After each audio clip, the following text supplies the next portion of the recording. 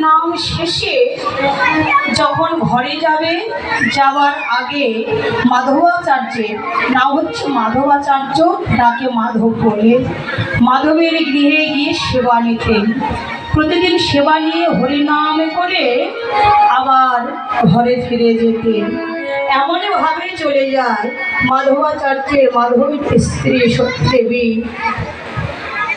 সেও এমনইভাবে তারও ভজন সাধন করে, হরিনামে মাইতে থাকে। তো এমনইভাবে কয়েকদিন যায়, যেতে যেতে একদিন মাধব বলছে, দেখো সত্যদেবী, আজকে যে প্রভু আমাদের গৃহে আসবে, কিন্তু আমরা যে প্রভুকে যে সেবা দিব, সেবা দিবার মতো আমাদের তো ঘরে আসছে কোনো কিছুই নেই, কি দিয়ে আজকে আমরা প্রভুর সেবা দেব?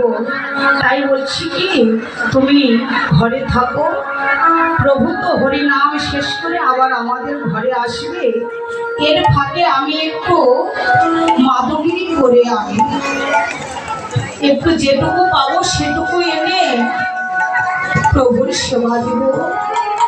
মাদগিরি করতে চলে গেলেন।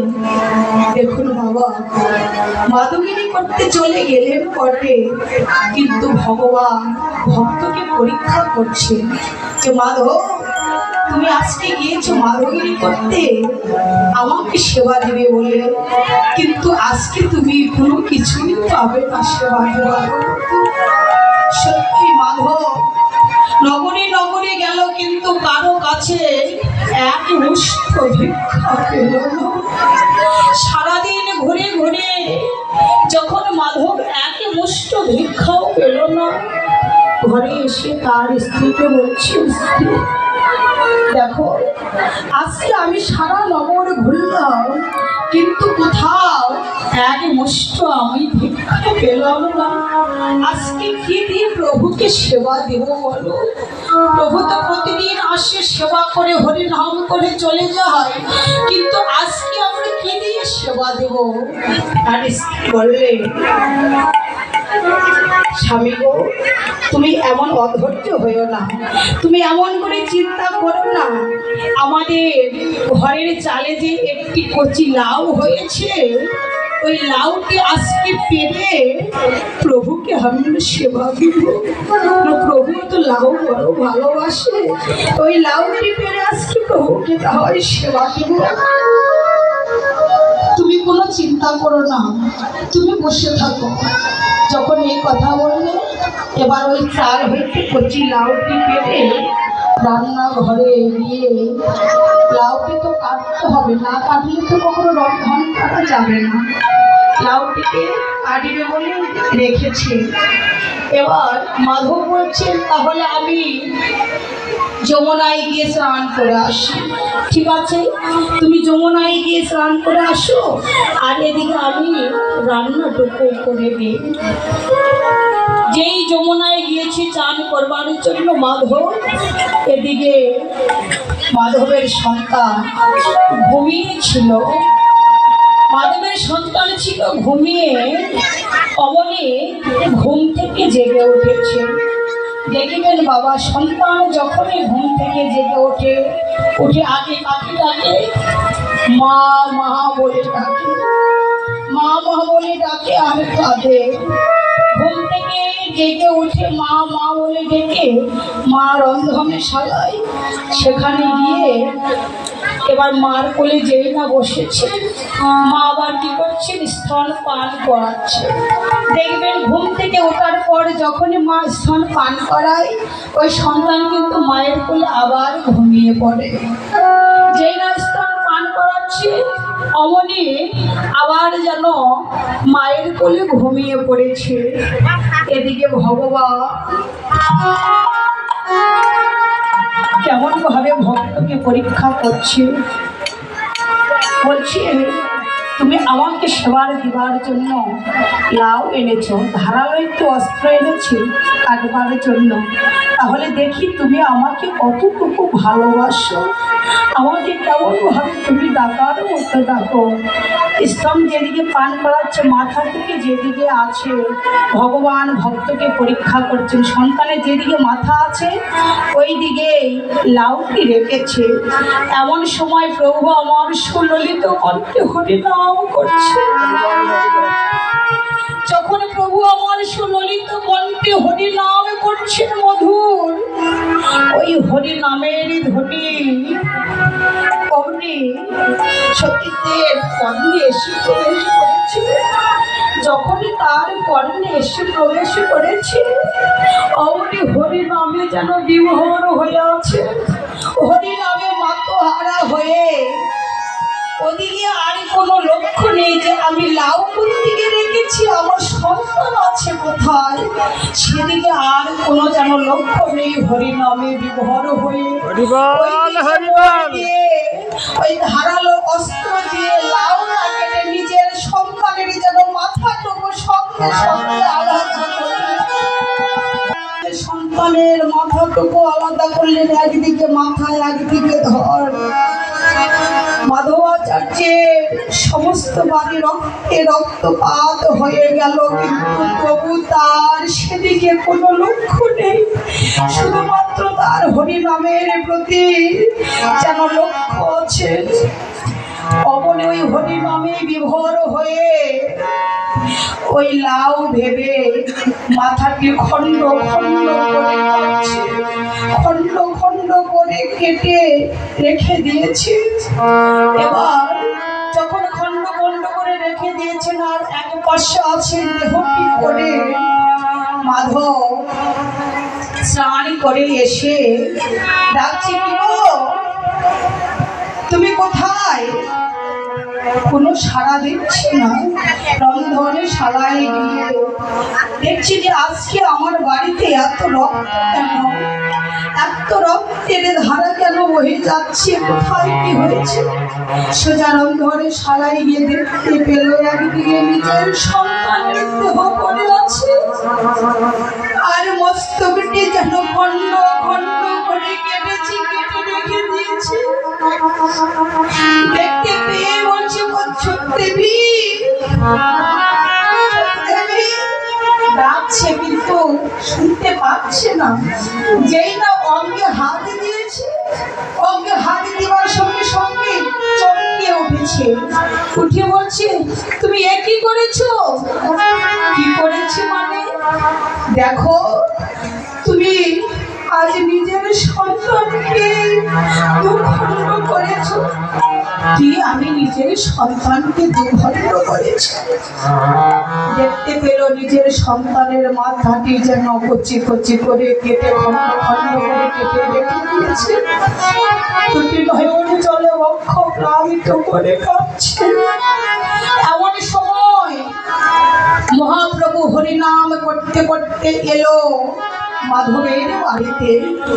হরিনাম করতে করতে এসে এবার মাধবের বাড়িতে এসে যখনই হরিনাম করছে, যখনই সুললিত কণ্ঠে হরিনাম করছে, এদিকে মা তো সন্তানের এমন দর্শ দেখে নিজের হাতের সন্তানকে মাথা আরম্ভ করে সইতে পারছে না, যে নয়ন জলে কাঁদছে আর বলছে, প্রভু গো, তোমাকে ভালোবেসে যদি এত দুঃখই পেতে হয়, এত যদি কষ্টই পেতে হয়, আগে যদি আমি জানতাম, তোমাকে এমন করে আমি কখনোই ভালোবাসতাম না, এমন করে আমি কখনোই তোমার মধুর হরিনাম করতাম না।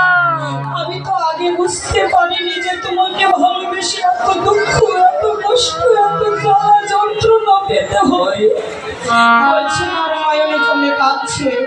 মহাপ্রভু এসে এবার হরিনাম করছে, মাধবকে ডাকছে, মাধব, মাধব, বলো প্রভু কি হয়েছে? মাধব তোমার বাড়িতে আমি প্রতিদিন হরি নাম করি, প্রতিদিন সেবা নিয়ে ঘরে চলে যাই, কিন্তু আজকে তোমার বাড়িতে হরি নাম করছি বটে, কিন্তু হরি নামে যেন প্রেম হচ্ছে না। হরি নাম করছি বটে, হরি নামে যেন আজকে আনন্দ পাচ্ছি না। মনে হয় তোমার ঘরে বুঝি কোনো অমঙ্গল হয়েছে মাধব? বলো, তোমার ঘরে কি কোনো অমঙ্গল হয়েছে? যেটা এই কথা বলেছে মাধব বলছে, প্রভু গো, আমার ঘরে কোনো অমঙ্গল, আমার ঘরে কেন অমঙ্গল হবে? কেননা যার ঘরে সদাই সর্বক্ষণ মঙ্গলময় থাকে, যার ঘরে সদাই সর্বক্ষণ মঙ্গলময় বিরাজ করে, তার ঘরে কি কখনো কোনো দিন অমঙ্গল হতে পারে? বলো প্রভু, তার ঘরে তো কোনো অমঙ্গল হতে পারে না। তোমার ঘরে কোনো অমঙ্গল হয়নি, তাহলে যদি তোমার ঘরে কোনো অমঙ্গল না হয়, তাহলে হরি নামে কেন প্রেম হচ্ছে না? বলো না প্রভু, আমার ঘরে কোনো অমঙ্গল হয়নি। রথধর্মশালায় গিয়ে দেখতে পেলেছে তোমার সন্তানটি কোথায়। গিয়ে দেখতে পেলেন সন্তানের একদিকে দেহ, একদিকে মস্তক খণ্ড খণ্ড করে কেটে রেখে দিয়েছে। যেই না কেটে রেখে দিয়েছে, দেখতে পেল অমনি মাধবকে বলে, মাধব, তোমার ঘরে নাকি অমঙ্গল হয়নি, এই যে তোমার নিজের সন্তানকে এমন করে খণ্ড খণ্ড করে কেটে রেখে দিয়েছে। এদিকে তার স্ত্রী নয়নে জলে কাঁদছে। মাধব বলছে, তুমি কেঁদো না। কাঁদছো কেন? তুমি কেঁদো না, কার জন্য কাঁদছো? কেননা যে দিয়েছে সেই তো আবার নিয়ে চলে গেছে। তুমি যেদিন এই জগতে এসেছিলে, সেই দিন কি তুমি কাউকে সঙ্গে করে নিয়ে এসেছিলে? তুমি তো সেদিন কাউকে সঙ্গে করে নিয়ে আসোনি। সেদিন কি তুমি তোমার সন্তানকে, স্ত্রী পুত্র আত্মীয় স্বজনকে নিয়ে এসেছিলে?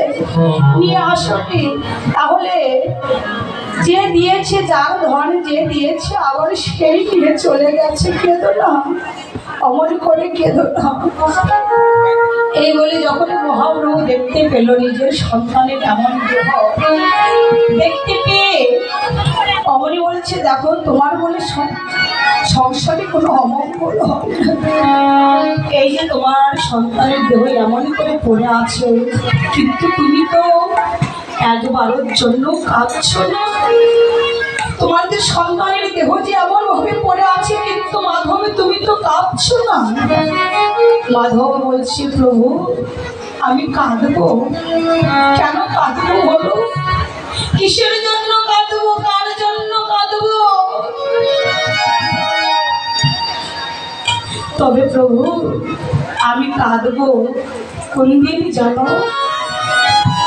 যেদিন আমি বদলে কোনো হরিনাম বদলে করতে পারবো না, যেদিন আমার এই হাত দ্বারা কোনো সাধুগুরু বৈষ্ণব ভক্তের চরণ সেবায় লাগে, সেদিন আমি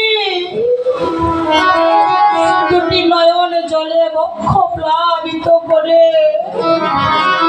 হা গৌর ধান গৌর বলে দুটি নয়ন জলে কাঁদতে পারবো না, ভক্তের সেবা দিতে পারবো। সেই দিন আমি নদী নয়ন জলে বসে বসে কাঁদবো।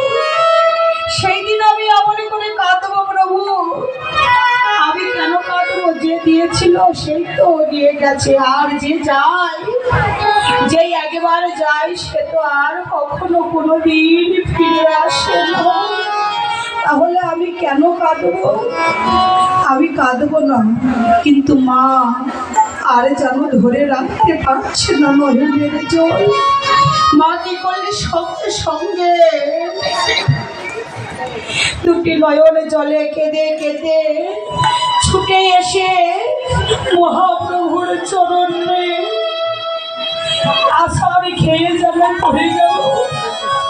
যখনই মহাপ্রভুর চরণে আছাড় খেয়ে পড়ে গেলে, পড়ে গিয়ে বলছি, প্রভু প্রভু গো, তোমাকে ভালোবেসে আমার আজ এমন দশা হলো। আমি আমার নিজের সন্তানকে এমন ভাবে খণ্ড করেছি, এই ব্যথা তো আমি আর কোথাও রাখতে পারবো না, এই ব্যথা কোথাও রাখতে পারবো না। আমি কি করবো প্রভু? বলছেন, মা তুমি কি চাও বলো? বলছে, আমার তো চাইবার মতো কোনো কিছুই নেই, আমি কোনো কিছু চাই না, তবে আমার একটি আশা, আমি যে সন্তানকে খণ্ডে খণ্ডিত করেছি, আমি আমার সেই সন্তানকে ফিরে পেতে চাই। ফিরে পেয়ে আমার ওই সন্তান যেন আবার আমাকে মা মা বলে যেন ডাকে। প্রভু বললেন, দেখো তুমি যা চাচ্ছ তা তো আমার সাধ্য নেই তোমাকে দিব, কেননা যে একবার চলে যায় তাকে তো আর কখনো ফিরে নিয়ে আসা যায় না। তবে তুমি যখন আশা করছো এটি তো আমি পাবো না। এইদিকে মাধব দুটি নয়নে জলে কাঁদছে। প্রভু বলছে, মাধব তুমি কি চাও? বলছি, প্রভু আমি তোমার কাছে কোনো কিছুই চাই না, শুধুমাত্র তোমার শ্রীরাতুল রাঙা চরণে আমার এই নিবেদন,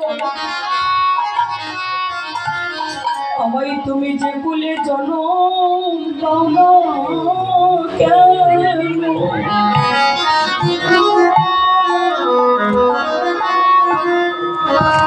তুমি আমায় যত কষ্টে যতই অভাবে রাখো না কেন,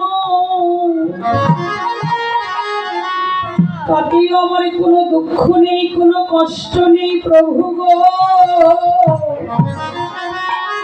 শুধুমাত্র তোমার শ্রীচরণে আমার এই নিবেদন, শুধুমাত্র এই যুগে নয় যুগে যুগে জন্মে জন্মে তোমার চরণে আমার এই আশা, যেন আমাদের সঙ্গ ছাড়া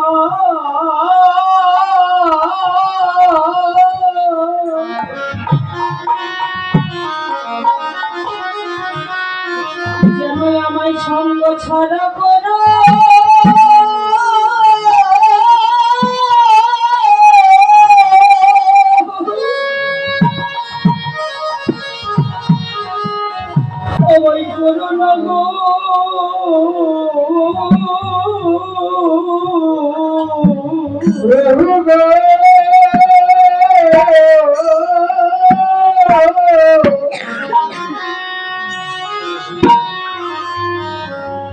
তোমার সঙ্গ ছাড়া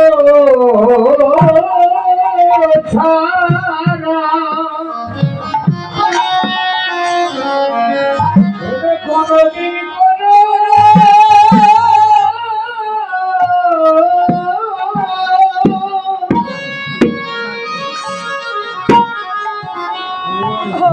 আমায় করো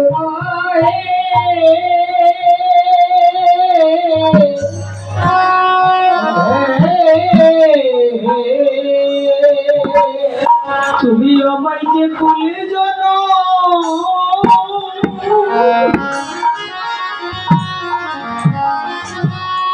তুমি আমায় যে কুলে জানো,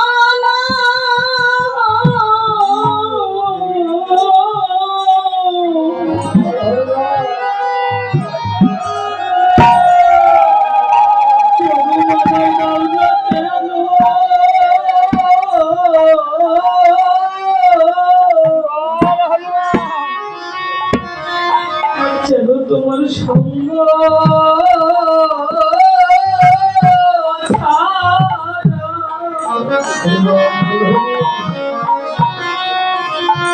আমায় করো না গো,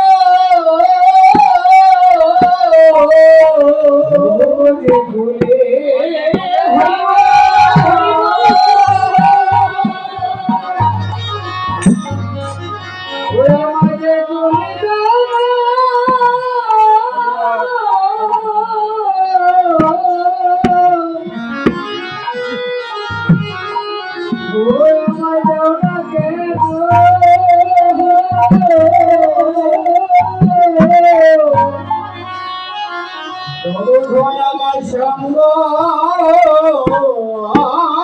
ছাড়া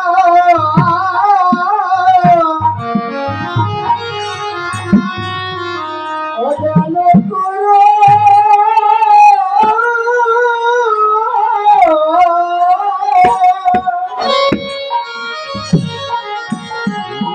অজান করো না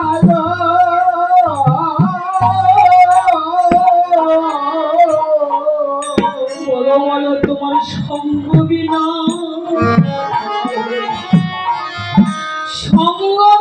আমি কোথায় যাব তোমার সঙ্গ বিনা কোথায় যাব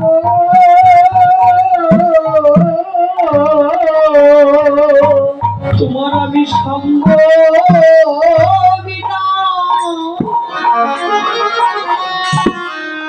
সঙ্গ বিনা কোথায় যাব তোমার সঙ্গ বিনা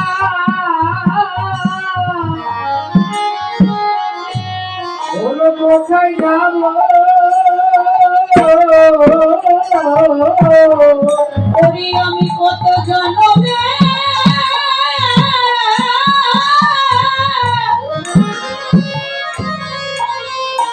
কত জনমের অপরাধী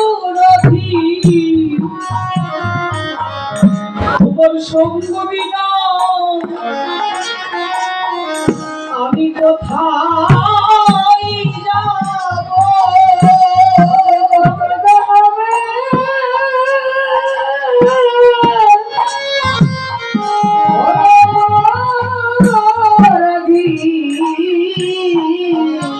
যেন সঙ্গ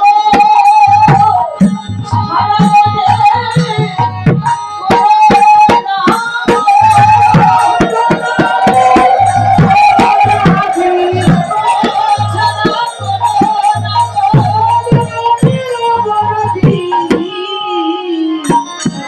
তোমার সঙ্গ ছাড়া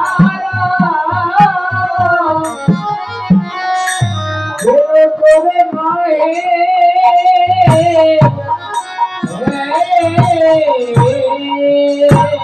কোনো কিছু চাই না, শুধুমাত্র তোমার সঙ্গ চাই, যেন সঙ্গ ছাড়া করো না। এই